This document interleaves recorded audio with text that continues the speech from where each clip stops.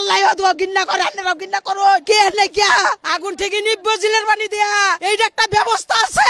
আপনারা কে নাকি এই ব্যবস্থাটা নিলেন না?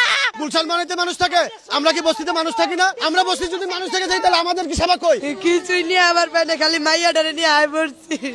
বস্তি অনেকবার আগুন লাগছে, এই পর্যন্ত আগুন আয় নাই, এই প্রথম আইছে। কি দেখতে কইতে পারে না ভাই গো, আমার মায়া বুলা লয় আয় বলছি, কিচ্ছু লয় আতেরে নাই। গ্যাস সিলিন্ডার দিয়ে এরা 2 মাস ধরে গ্যাস না দেখে সবাই সিলিন্ডার নিয়ে আইছে। সিলিন্ডার বাস্ট হয়ে সব বস্তির মধ্যে আগুন লেগে গেছে গো। না নিচে নিয়ে আইতে পারি নাই গো, কিছুই নিয়ে আমার পেটে খালি মাইয়া ডরে নিয়ে আয় পড়ছি।